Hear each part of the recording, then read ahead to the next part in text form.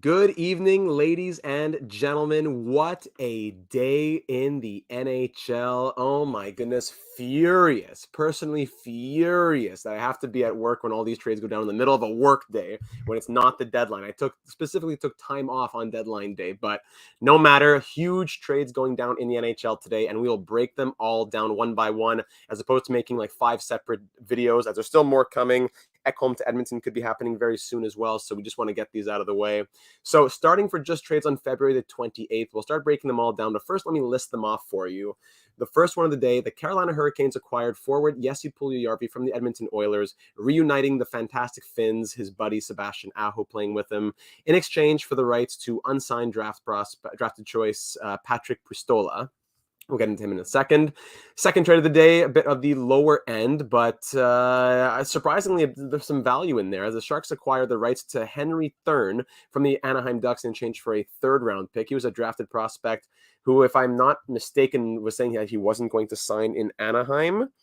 Yeah, and then later on in the day, we saw that the Minnesota Wild acquired Marcus Johansson, formerly already of the Minnesota Wild, from the Capitals in exchange for a third-round pick in 2024. And most recently, before the big one, Washington Capitals acquire Rasmus Sandin from the Toronto Maple Leafs. This is the one that surprised me the most, in exchange for Erik Gustafson and a first-round pick in 2023. Now, the trade for Patrick Kane is not yet, I guess, maybe official trade call, whatever, with NHL.com that I'm not seeing it. But Patrick Kane was also traded to the New York Rangers as we were all waiting. Highest traffic that Cap Friendly has seen since free agency in 2022. What a day. As Patrick Kane goes to the Rangers in a bit of a lackluster package, but understandable for the leverage all being in New York's favor, as they will trade a conditional second that becomes a first if the Rangers make it to the Eastern Conference Final, and a third round pick. So a second and a third a second and a fourth.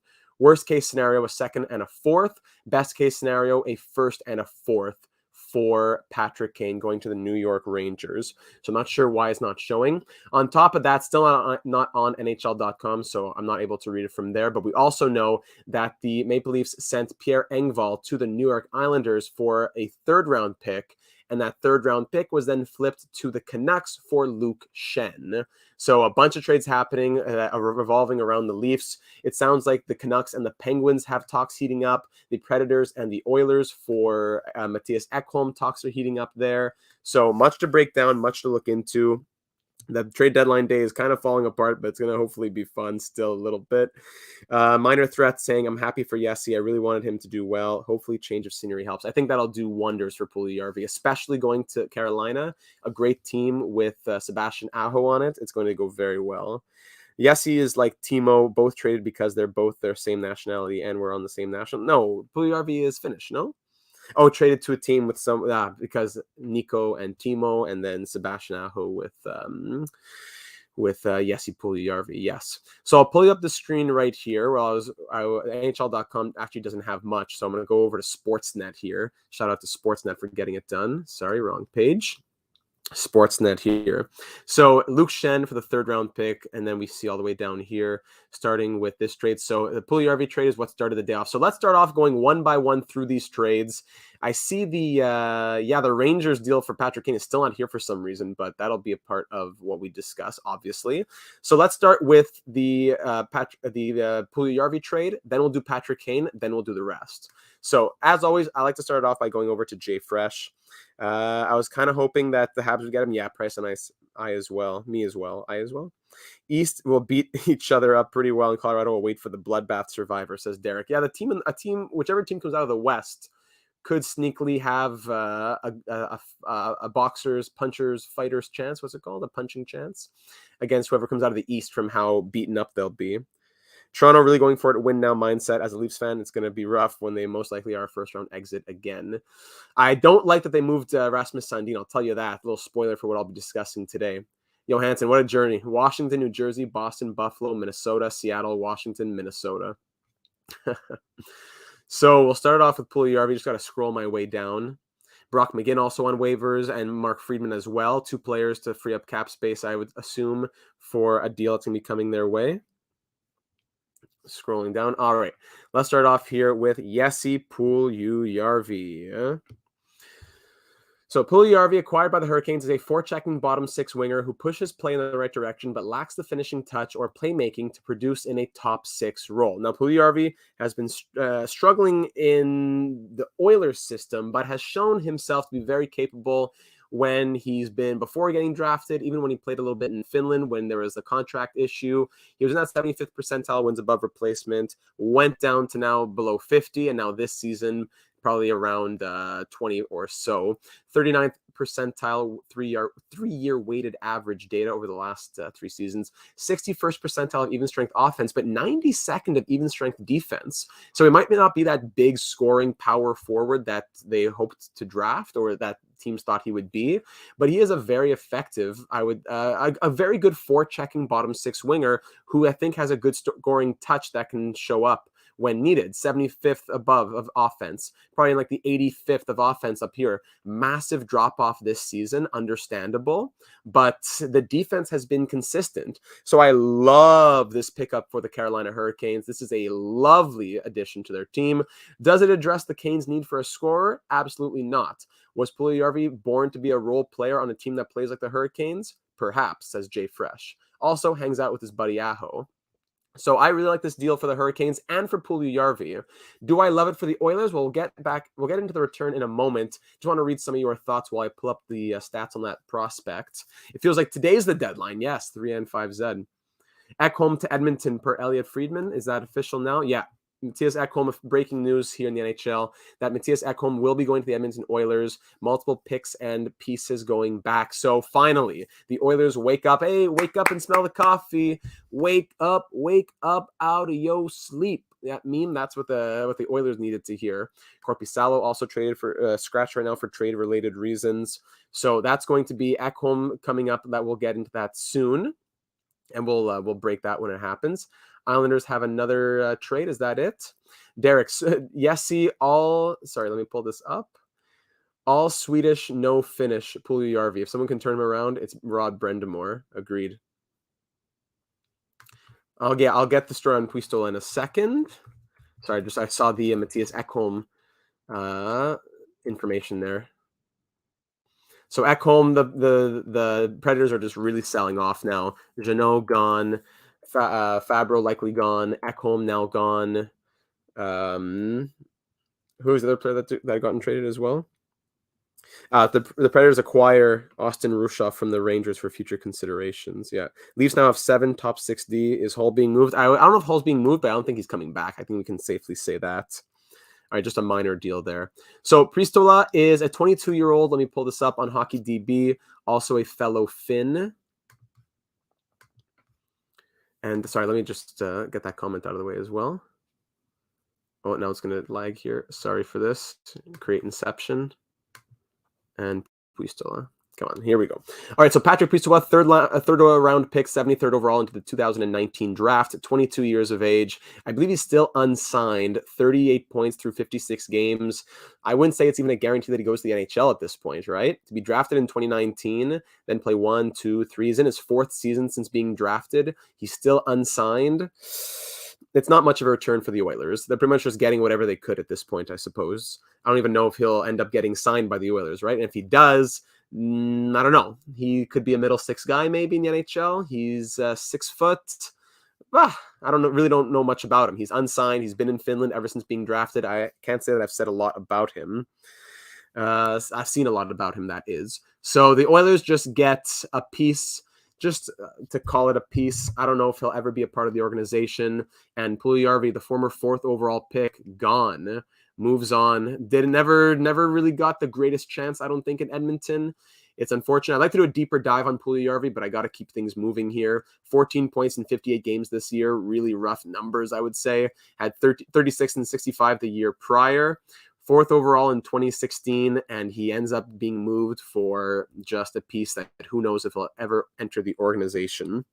So the Oilers, yeah, they didn't hit that one, unfortunately, especially when you missed on Matthew Tkachuk, Clayton Keller. Yeah. Tough. So Puljujarvi off to the Carolina Hurricanes. There's the first move of the day. Let's get into the big one now. The big one, Patrick Kane with the New York Rangers. Let's pull that one up now as my computer's trying to chug along through it all. As always, Always give major props to my computer for trying to survive. I think Puljujarvi can definitely surprise a lot of people. Yes, I think he will certainly surprise a lot of people. Give him the system here. I think he'll do well. Also today, Scott Harrington claimed off waivers by the Anaheim Ducks. The Devils had just acquired him from the Sharks in the Timo Meier trade, and he gets claimed off waivers from Anaheim. Speaking of waivers, Brock McGinn and Mark Friedman both also on waivers. The Penguins placing them on waivers. They likely have a deal coming up with the Vancouver Canucks. Brock McGinn serves his role, but expensively and with term. 3 more years at 2 more after this one at $2.8 million. This season, very strong defense this year, but the Penguins, they want to go on a run and they got to free up money. Mark Friedman also gets the job done when he's in the lineup and draws a lot of penalties. Wow. So yeah, neither of these guys, Friedman and McGinn, neither of those guys are horrible pieces. They're good depth pieces for a team on a run. I'm sure they come back up when Pittsburgh's on their run. Yeah, Ekholm on his way to Edmonton. We'll wait to see what happens there. Just trying to free up cap space over here. So, and same thing for the Oilers. Puljujarvi, they have to free up money if they want to get Ekholm done. They're up against the ropes. Nobody wants to make the deal. They got to just get what they can. So the Penguins, we'll wait to see what happens with the Penguins, as they'll be making a deal with the Vancouver Canucks most likely coming soon. Patrick Kane now. Very interesting analytics on Patrick Kane. He's a veteran playmaking winger. His offense is underrated by public expected goals models due to his elite cross-slot passing, although admittedly that has taken a big hit this year. He has been probably the worst defensive forward in the NHL as well. The bottom percentile of even strength defense, only 3rd percentile of even strength offense. Yikes. However, look at the goals for per 60 and the primary assists per 60. I'd love to see the microstats. Yeah, we'll get the microstats on him. So here's the numbers. Pretty weird that he's in such a low percentile, but let's look a bit more closely. Because it can't be that he's in that 3rd percentile, right? He's not the usual 3rd percentile kind of guy. Here was his projection card coming into the year. What we know, he's an edge case. The public models don't quite get on offense, stinks at defense. What we don't know, how much of the drop in his microstats is effort, how much is line mates, how much is injuries, how much is age. Very well said. This is projected entering the season. We'll get to his actual numbers in a second. Here's projected. He was in the projected to be 26th percentile of even strength offense with very high numbers over here. Primary assists, 93rd. High danger passes 97th. Zone entries, 99th. This is what he was projected to do. Here's what he has done. So those numbers take quite a hit. You still see higher numbers for chance assists, high danger passes, but these numbers are all like 80, 90. We see 47, 67, 40, even strength offense in the 5th percentile. So it's definitely been a tough year for Patrick Kane. They get a name. They get someone who's going to do a lot better in New York with those line mates, with the chemistry with Artemi Panarin, and they had all the leverage to do so. I'm sure that they weren't expecting to get Tarasenko and Kane, but hey, now that's what you have. Now you go all the way. And it only costs you, at the very worst case, a best case, a 2nd and a 3rd, and the very worst case, a 1st and a 3rd. So there's the lowdown on Patrick Kane. The best case scenario, he gets the offensive spark back, shakes off the injury concerns, regains chemistry with Panarin, works a little harder on D, insulated by Shesterkin. But worst case, he still looks slow, disengaged on D. Chem from 7 years ago isn't there, and the injury lingers. Obviously, the price is basically nothing. Question is just how much he helps them and the possibility that it might hurt their team defense. Consider that as well against an aggressive Devils team that would be perfectly happy to counterattack all series long. So yes, Landon, welcome aboard, buddy. Yeah, Ekholm going to Edmonton. We'll wait to hear a return on that, but Mattias Ekholm will be going to the Edmonton Oilers as we continue to cover all these live thoughts. So there's the Patrick Kane deal. Not much else to say. The Rangers now, they still have a 1st round pick. Was this? No, they still have. Oh no, because it's counted as a 2nd. Right. So they move out a 2nd round pick. I'm not sure. Do I need to refresh? It's not showing. Even the 2nd should be removed here in the Patrick Kane deal. Legend saying, I think in this case the actual stats rather than the microstats is better. Sure, Kane hasn't been who he's been, but he's still on pace for 60-ish points, and Kane scored like 10 points in the last 4 games. Yeah, when he turned on the Jets a little bit, you can see that, right? And, you know, it's Patrick Kane. Surely he's going to help New York. There's the value in the name as well. Is it, has it refreshed here? Do I see Patrick Kane? I don't see Patrick Kane on here. And of course, I forgot to mention that the Coyotes being used as facilitators to retain salary. And for their services, I believe they get a 3rd round pick back. Is that what it was? Here, let me just scroll up quickly. Where is this? Has it not been updated? I guess it hasn't been updated yet, eh? That's why some sites aren't showing it. So it hasn't been updated yet on Cap Friendly, but we do know that Patrick Kane will be going to the Rangers, and the price to make that happen on the salary retention, since they're getting him at like 75% retained, it will be, I think it's just a straight up 3rd. So it's a 2nd that becomes a 1st if the Rangers make the Eastern Conference Final, and then a 4th. But I'm not seeing if it's just a straight up 3rd or a condition on that. Maybe let's go to Cap Friendly. Let's hop over to Cap Friendly for a moment. I'm not sure if there's a condition on that pick that the Coyotes get. So it's almost more costly to get the salary retained than it is to get Patrick Kane. A 2nd and a 3rd to get Patrick Kane, and then a 3rd just to retain salary on him, right? Arizona legend. You think that Chychrun could somehow end up with the Stars, says Landon? I don't think so, unfortunately. I think Chychrun's likely going to the Kings or a Western Conference team, maybe even the Hurricanes. Engvall to the Islanders. Yeah, we saw that. Texas hockey. Every sign. They made some moves, eh? Let me scroll here. Smashville. Puljujarvi's RFA qualifying offer, by the way, is $3 million. Patty Kane. Rangers have the rooms to fit Blackhawks. Patty Kane. With Schneider retained, they have enough space to make Patrick Kane. Yeah. Are they not? Is no one just... Is this another Timo Meier where it's been reported by everyone except for NHL and Sportsnet, Cap Friendly, because it just hasn't... All the steps haven't officially happened yet? Is that what's happening? I guess. That's annoying. If Chychrun goes to LA, do you think it's possible Vejmelka is involved in the deal? Yes, I think if there is a deal there that the Kings make, there's going to be a goalie swap involved. They want to get Cal Peterson out, and if they could bring in a guy like Vejmelka. That's why I speculated in my original data cast back on like a couple of weeks ago at this point. If Rangers put Kane and Panarin with Trocheck, Vinny will earn every bit of that money he gets playing defense for 3. True, eh? Arizona Coyotes. Is no one reporting on this? Did I just imagine this? Will Devils make a move for Attendee? I wouldn't think so. Sorry that this... we'll get to the next trade in a moment. Sorry that the Patrick Kane one's lagging here. Here. Coyotes are the third-party team facilitating the deal. Yes. That's per sources here. The Coyotes will get the Rangers per GM Bill Armstrong. So we have to go all the way to Bill Armstrong to get the information. So a 3rd in 2025. The Rangers give a 3rd in 2025 in exchange for the Coyotes brokering the deal, as we still have to wait for information. But once again, someone please explain to me in detail the difference between the Arizona Coyotes and a shell corporation in the Caymans. I tend to agree. It's becoming a bit of a joke at this point. What's this in my trending here? Star Trek Cruise. I'll go on that. So there we go. That's the Patrick Kane deal. We got that one out of the way. So next up on our list we want to look at here, we see that the Sharks acquire Henry Thrun from the Anaheim Ducks in exchange for a 3rd round pick in 2024. Nice pickup for the Sharks. We'll pull up his stats here in just a moment. Yeah, also keep in mind, minor threat here. Also that the losing Kravtsov to clear up space to get Kane. Rangers either made an amazing move or the worst. So they end up having to move out Kravtsov to and move out a 1st, a 2nd, worst case. Let me go back in time here. Best case scenario in terms of giving up value, but losing out on the cup.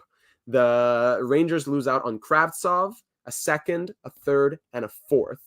Best case scenario, they make the Eastern Conference Final, but it becomes, but they win the Stanley Cup. Best case scenario, they win the Stanley Cup, and it becomes a 1st, a 3rd, a 4th in Kravtsov.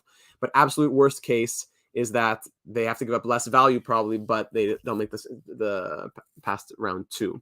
Sorry, it depends on how you look at it, I guess is what I'm trying to say. Could be best or worst case scenario, whether looking at it in terms of you want the cup or that you want value. So I'll stop there in terms of Patrick Kane because I'm starting to confuse myself. That especially that the official details haven't come out yet. I'm just going in circles here.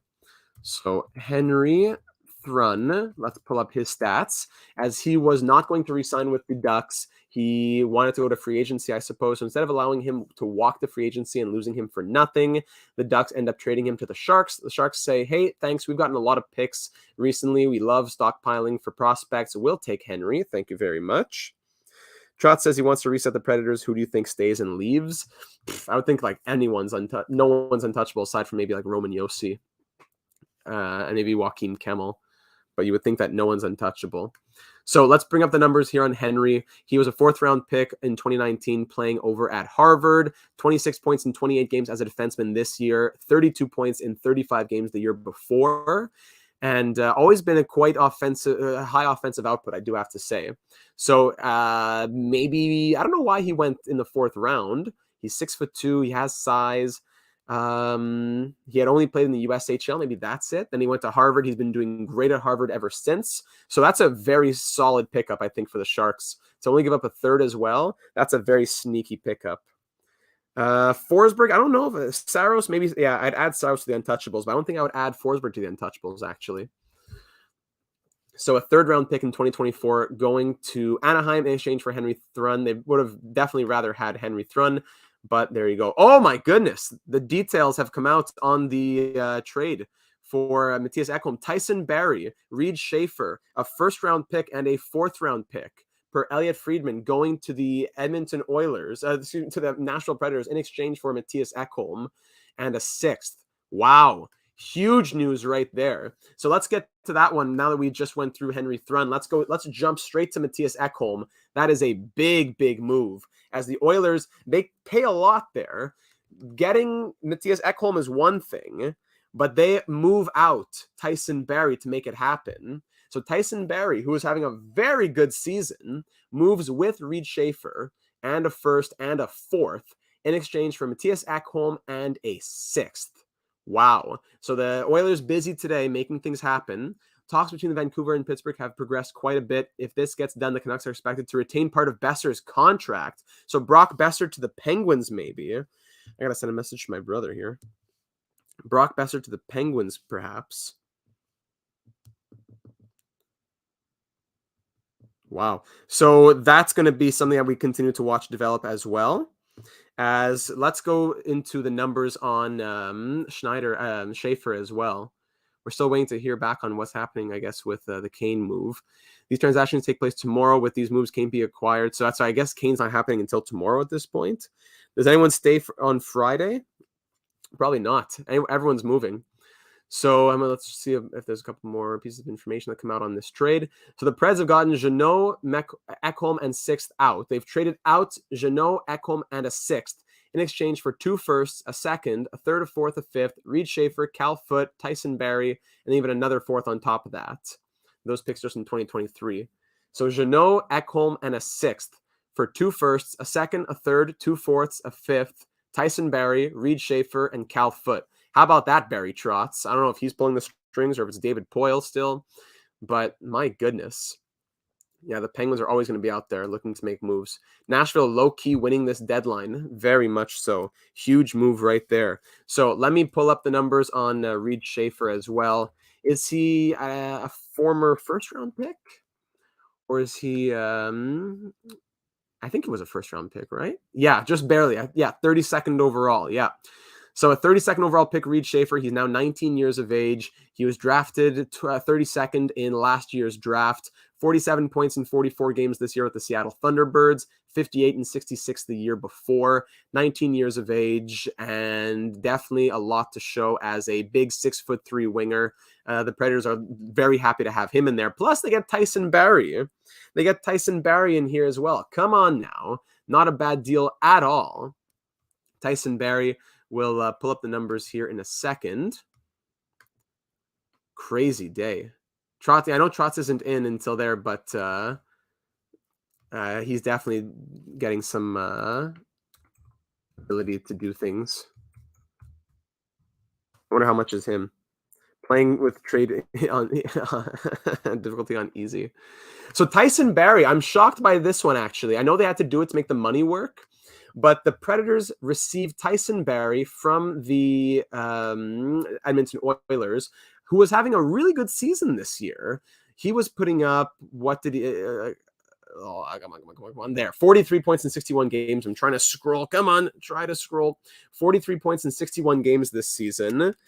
That puts him on a career pace. That puts him on a 58-point pace. So with his best seasons of his career, his 82-game average in his career is 53 points. He's on pace for 58 this year. So a solid season. Come on, scroll back up. You can do it.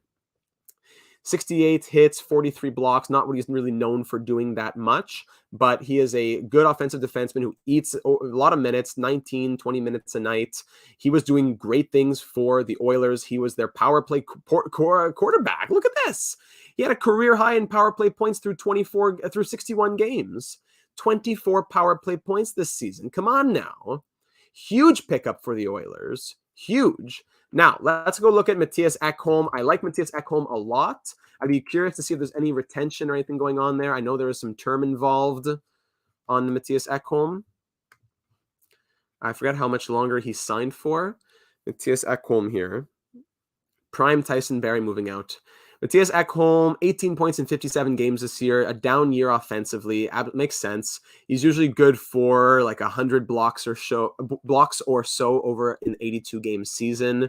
So he blocks pucks, he generates offense, he eats a lot of minutes, good for 21.48 over his career. Last season was averaging 23 and a half minutes of ice time per night. This year, down a little bit. 133 shots per season is usually his 82-game average with 31 points through 82 games. This year, 18 points. A bit of a down year from him. A career player with the Predators through 719 games in his career. He was a career Predator. The calculator button. You're mashing the calculator. You kill me, Nolan. So that's what we know about Mattias Ekholm at the moment. And their return is a good one. Predators making it happen out there. So they get a draft pick, a first and a fourth, with a former first-round pick prospect, a big winger, and a defenseman who was having a career year. My goodness, the second of a 4.5 by 3-year contract. So Tyson Barrie is signed for one more year after this one. And let's pull up the numbers here from JFresh, as always, in the 72nd percentile on average over the last few years. Tyson Barrie, come on now.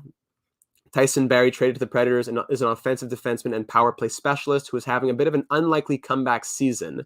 Most notably, he's been a pretty key part of Edmonton's generationally strong power play. So I would prefer if they brought in a defenseman, but they move out probably their best defenseman. I don't know, well, offensively at least, Darnell Nurse. From Nurse and Barrie, it goes to Nurse and Ekholm, which is an upgrade, but that does hurt you defensively a little bit, offensively, excuse me. Over the last 3 years, 64th percentile of even strength offense, 33rd of defense, goals for per 60. He's definitely up there in that 85th percentile. Huge spike in the wins above replacement percentile timeline. Big spike. 69th percentile of primary assists per 60. Even strength defense isn't that bad. It's not like a John Klingberg who has that first or second percentile. Data, do Trotz and Poyle know we go for trade realism in franchise mode? I guess not, eh? So 91st percentile for the power play. Of course, that makes a lot of sense. 82nd percentile drawing penalties, strong finishing, playing with good teammates. He signed for one more year after this one at $4.5 million. So the Predators will love that. I'm not sure if Tyson Barrie will.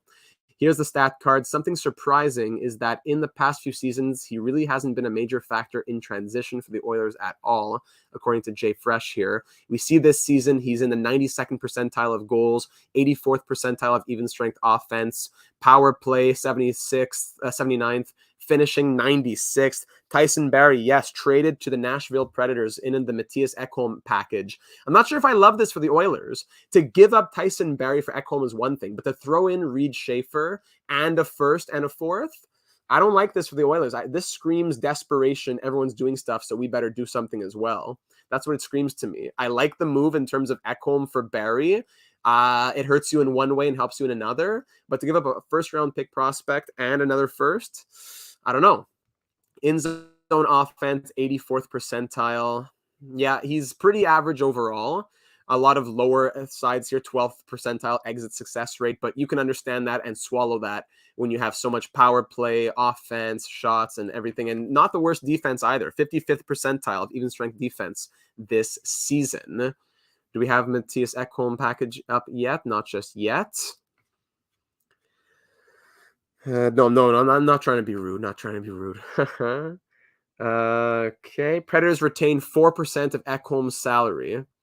Interesting. So Ekholm, who signed, I think his contract is what, 6.25 million? 6.25? Oilers can't get Carlson or Chychrun overpay for Ekholm. No, that's it. No way that they're making really any moves after that. Oilers are pretty much done with their moves. I should probably update the title of this video, by the way, since people are thinking it's just a recap. There's also Tyson Barrie, Mattias Ekholm, other rumors. Yeah, okay, so he's making $6 million for the next 3 years. Let's mash the calculator again. $6 million multiplied by 0.96 if 4% is retained. So he's going to make 5.76 for the next 3 years on the Oilers. So Edmonton, they're paying for the term. I guess that's what makes the most sense. They're paying for the term as opposed to a rental. So it makes sense why the value has to be higher, but it's still a lot. I do have to say it's still a lot for the Oilers to pay for not a lateral move in terms of the player, but a lateral move in terms of position. There's your top 4D, your first pair D with Darnell Nurse, right? So that's a big deal right there. Adding it to the Patrick Kane, the Jesse Puljujarvi. As we wait for the other shoe to drop in the Pittsburgh Penguins, Vancouver Canucks saga, I'll go ahead and get onto the next trade, which will, I don't know if that's going to be the Sandin trade. We saw Henry Thrun, we saw Patrick Kane, and we saw Jesse Puljujarvi. My goodness, it's taking long to load. I apologize for the length of this. 6.25, 6.25 before retention. Thank you. So 6.25 before retention means that Matthias Ekholm will be getting paid $6 million per year at 4% retained over the next 3 seasons by the Oilers. So it's a lot of money to dedicate to Nurse and to Ekholm, and you have money for Cody Ceci in there as well. We'll check out the Oilers cap friendly in a moment. All this time, I've just been waiting to update the title of this video. Ekholm, Barrie, and more. So that 4% retention and the term that he has plus the retention is what made the price go up.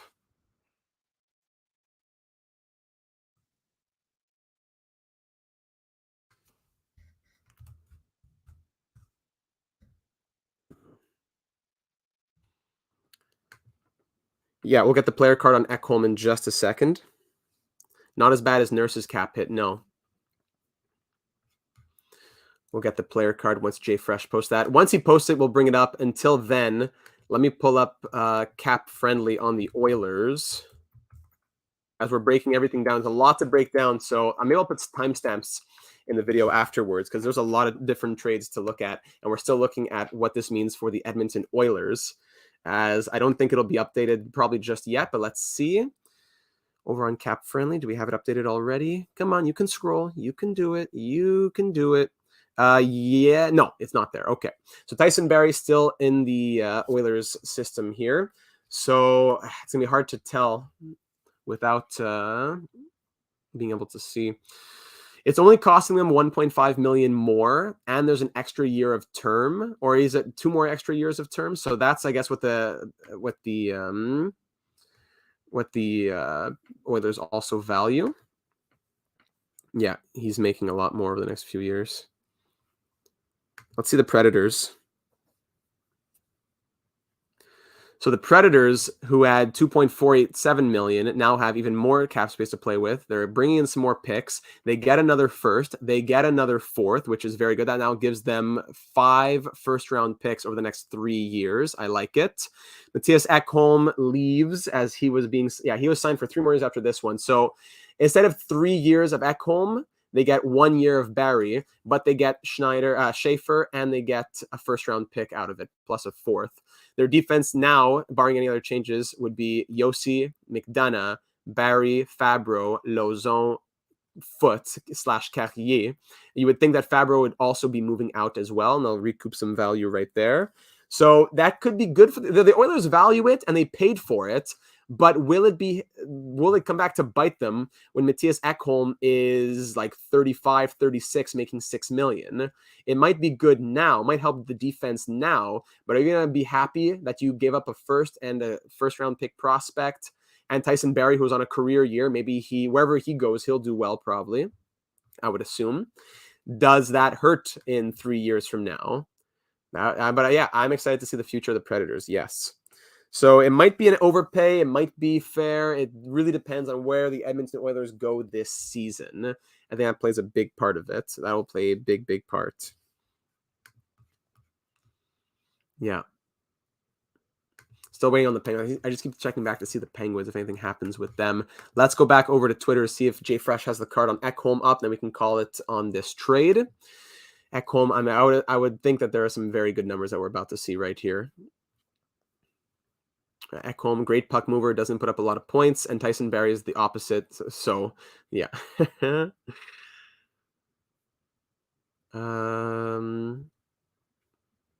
Jay Fresh card on him just yet.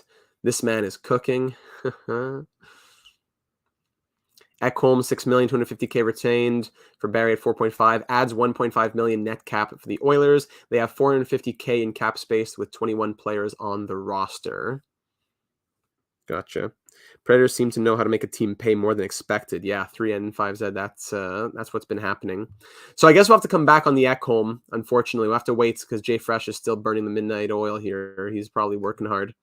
So let's go over the next trade that we want to look at in today's breakdown. My goodness, we're going to the next one now. Marcus Johansson traded to the Washington Capitals for a 2024 from the Washington Capitals for a 2024 third round pick. So the Wild, not many moves to make. They've been a broker for a couple deals with other teams. They get back Marcus Johansson, that player that they've already had recently. They had him, they lost him to Seattle in the expansion draft, and now they get him back.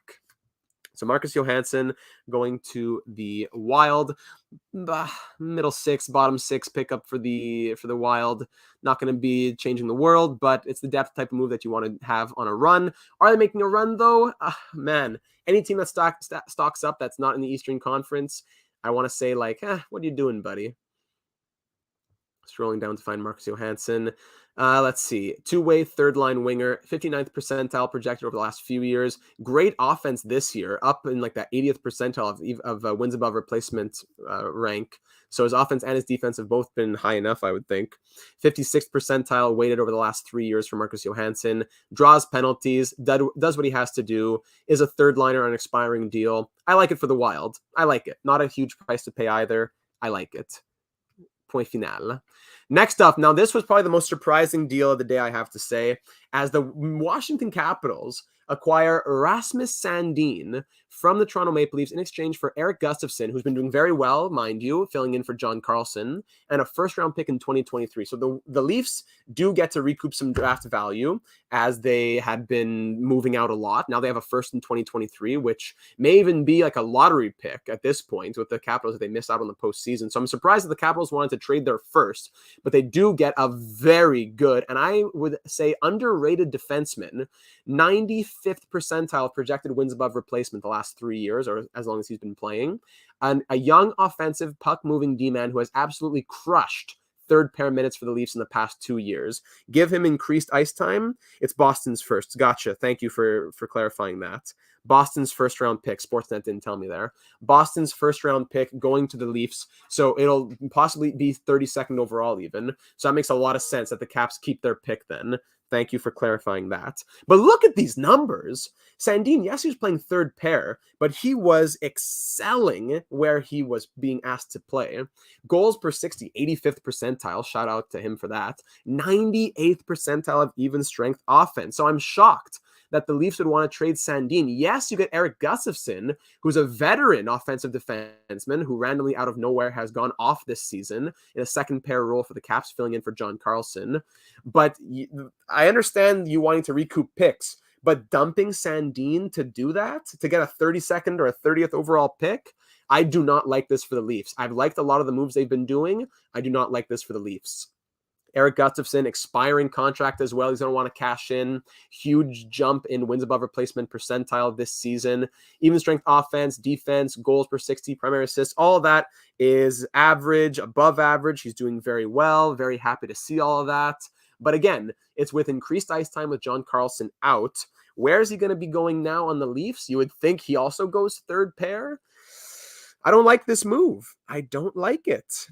Is this proof that the Caps are at least starting a rebuild? I don't think so either for the Caps. They're not looking to rebuild. They just add Sandin into the retool. They lose Dmitry Orlov, but now they get to add in exchange for losing. It's like they traded Orlov for Sandin, a guy that they were losing for nothing, and they turned it into picks, and part of those picks turned into Rasmus Sandin. So I love, absolutely love, hands down, amazing. Love this deal for the Capitals. Huge, huge steal. Not a fleece. They still give up a player who's doing well this season, but a player who likely wasn't coming back, expiring veteran deal, and a first, but they still have their own first. So they don't have to give up too much of what they don't lose out a lot. And they get to have Rasmus Sandin in exchange. Amazing. I love this deal for the Capitals. Very good trade. Great numbers for Sandin in third pair minutes. Give him second pair minutes now on Washington. I believe that he will excel, and he signed for one more year after this one at 1.4. Amazing. Nothing else to say. Love the deal for the Caps. Don't like it for the Maple Leafs. Maybe it's good for them this year. They get a veteran third pair guy, but it's not like he was a rookie who was still needing to learn his way. Sandin was crushing those third line minutes. So I think they take a step down on defense, but Toronto does get a late first round pick out of it. Maybe they flip it, right? As Derek just said right here, does Kyle Dubas keep it or flip it? I would think that he keeps it at this point. I'm not sure if the salary cap would allow him to flip it into anybody else. I know he wants to dump Alex Kerfoot, so maybe Kerfoot gets moved for a third, and then a first and a third becomes something else. I don't know. The Leafs get stable veteran D-man who won't make fatal mistakes in the playoffs, something I imagine management has blamed their lack of success on in the first 2 years. Dermott Sandin. Fair enough, Nolan. Fair enough. Now moving on to more Toronto Maple Leafs action. They essentially trade Pierre Engvall for Luke Schenn. They get a third from the Islanders in 2024, and they flip that third to the Canucks for Luke Schenn, coming home to the team that drafted him, fifth overall way back when? Sandin, man. You couldn't really ask for anything more from a defenseman as young as Sandin in the role he was put in, yet he could never gain the complete trust of his coaches to move up the lineup, and McCabe closed the door on that permanently. Yeah, because McCabe has term. Man, so that's a tough case for Sandin, but you would think that the Leafs, not that they could have gotten more, but they could have utilized him better over the last couple seasons, maybe. So that's the lowdown on Rasmus Sandin. Adore this move for the Caps, as Jay Fresh says. In the past 2 seasons, the Leafs have scored 58% of the goals and registered 58% of the expected goals with Sandin on the ice at 5v5. His deployment hasn't been heavy on offensive zone starts at all. And his quality of line mates has been below average, and he's still doing these numbers. 98th percentile of even strength offense, 73rd of finishing, 38th of defense, understandable. But is this 38th percentile so ugly to you that you have to go and get Gustafson, who's maybe in like the 50th percentile? I don't know. Primary shot assists, exit success rate, entries, the defensive zone shot assists. Crazy. I love it. What else did Jay Fresh have to say here? That's about it, eh? That's about it. Okay, so now getting on to the next trade, officially looking at it. So the Leafs trade Pierre Engvall to the Islanders. I like Pierre Engvall a lot, and it's unfortunate that the Leafs trade him because he was a good depth forward for them. Good penalty killer, good depth scorer at times as well. I don't like that they took away Pierre Engvall. I do like that they have Luke Schenn on defense now, but in total today, moving out Sandin, Engvall, and yeah, that's essentially it because the third turned into Schenn. So Rasmus Sandin and Pierre Engvall moving out, a very good third pair D and your fourth line penalty killer in exchange for 2 more defensemen and picks. I don't know. As an organization, it's kind of like a lateral move in my mind. Luke Schenn is great. I'm happy that he's back. They get him for a 3rd round pick. That third from the Islanders gets flipped to the Canucks. Well, not actually, my apologies. The Islanders send over a 2024 third, and the Leafs send a 2023 third. So it looks as though those picks are different. Let's go look at the Canucks quickly here. And they can, yeah, that's true. The Leafs can also activate Matt Murray off of LTIR. So I would doubt that the Leafs go out and look for a goalie now at this rate if Matt Murray will be coming back. But Jonas Korpisalo, healthy scratched. Thatcher Demko maybe moving out. You would think Brock Besser might be moving to the Penguins. LTIR move as well. Gustav Nyquist being traded to the Minnesota Wild. That just came down a few minutes ago. Boy, so a lot happening. The Canucks get the Leafs third. Yeah, so they get the Leafs third this year, and the Leafs have the Islanders third in 2024. There you go. Toronto going with the little-known 3D 2-forward lineup, maybe, eh? Actually, let me go back to Jay Fresh. Jay, buddy. So Luke Schenn, I like this pickup for the Leafs. We'll look essentially at what they get for a third-round pick before we look at what they moved out in Pierre Engvall. Luke Schenn is a physical bottom-pairing stay-at-home defenseman. He's the most prolific hitter in the NHL. He gets so many hits, but that edge gets him into the penalty box a lot as well. Third percentile for drawing penalties. He takes a lot himself. Primary assists, pretty crazy, but look more at that even strength defense. In third pair minutes, depth guy, 43rd percentile. I like it, right? Schenn's 2023 stat card featuring microstats. The sky-high primary assist rate is hilarious, but also like 90% luck-based, so don't look at this too much. Don't expect special puck skills from the guy. Just understand that, hey, this season, he's average defensively. He throws the body around a lot, so like maybe they felt pressured to make this trade, a big hitter in Luke Schenn when the Lightning went out and got a big hitter in Tanner Jeannot, two guys who get like 3-4 hits per night each. So I could see that being what kind of pushed the Leafs to make that trade. So Luke Schenn, welcome back to Toronto, the team that drafted you 5th overall, like 2008 or something. They move out Pierre Engvall, who I like Pierre Engvall a lot.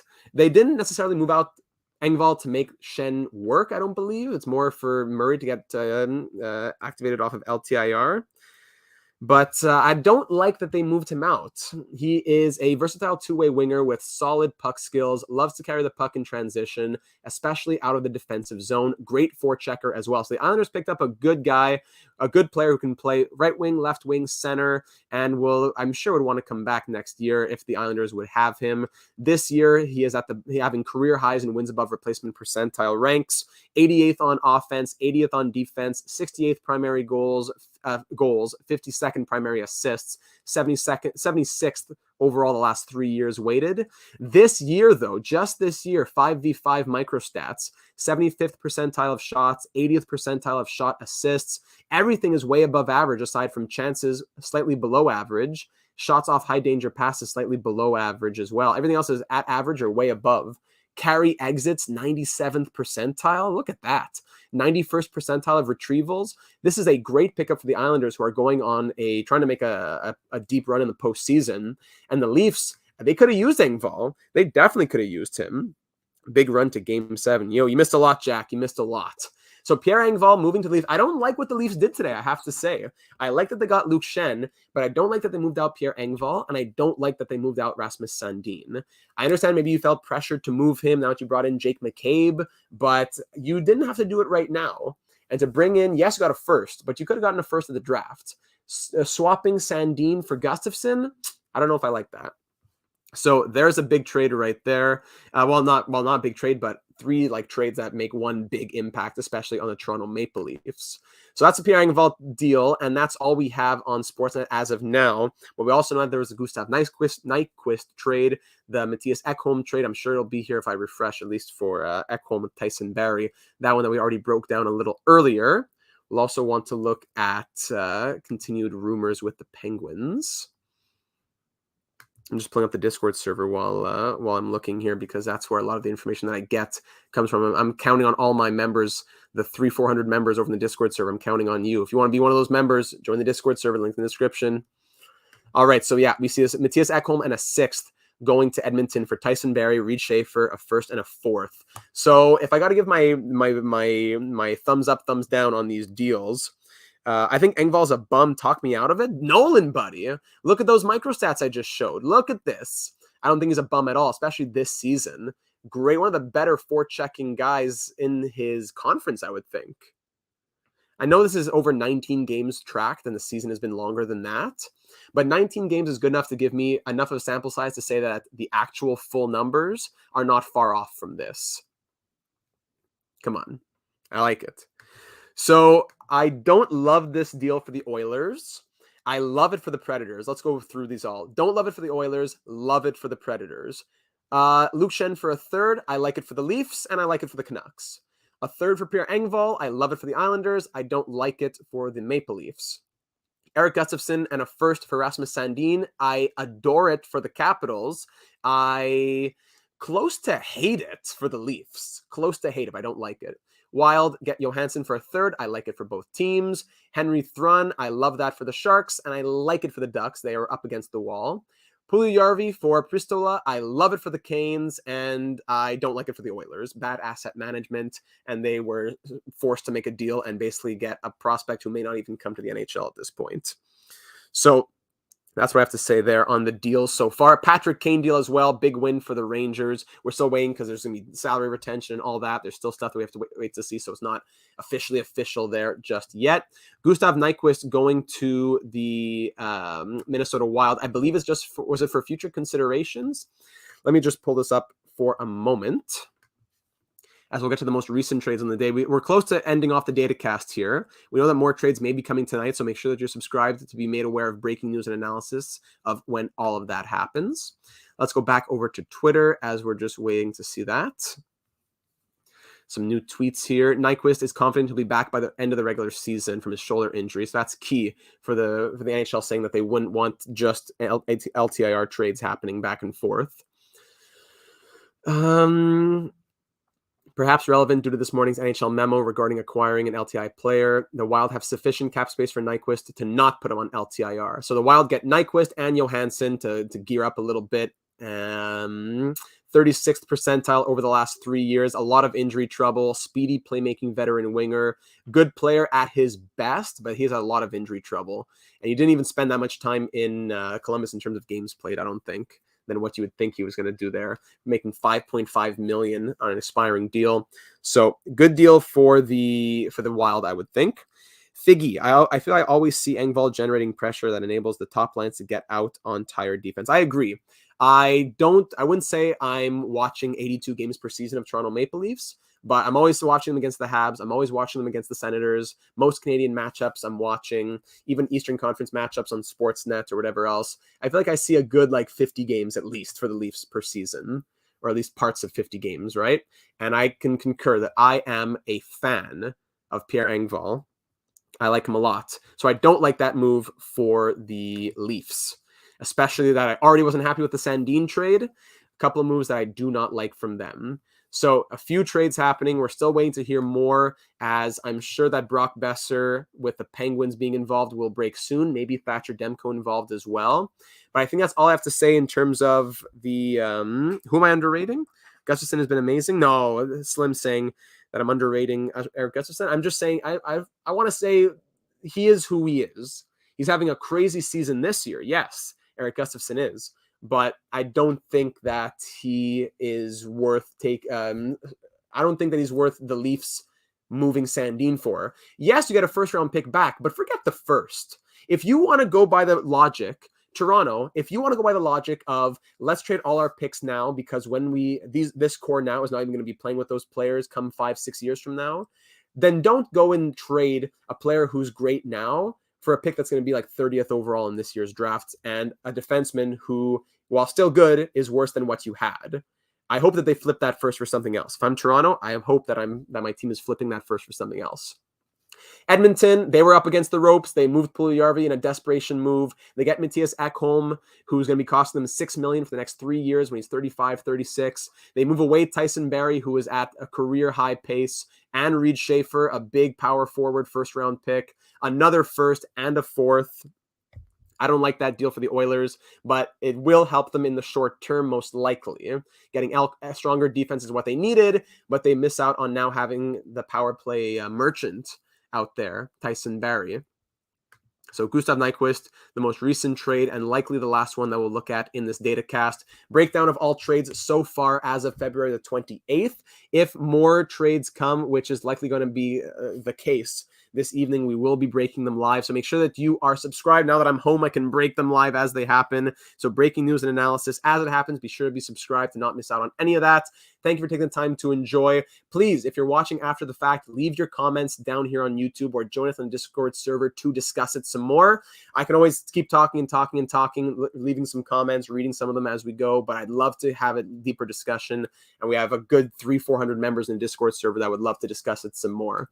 So we'll be back with live breaking news later tonight as it happens. As of now, those are the trades of today. It feels like the deadline came early. Just a fire sale of deals happening. I like it for some teams. I love it for other teams. I hate it for other teams. Korpisalo, Besser, yeah, likely moving as well tonight. So be sure to join in later on. Like the video if you haven't already. Appreciate your support out here on the channel. Check out the rest of the channel if you haven't. Franchise mode, career simulation, breaking news here in the NHL that you'd love.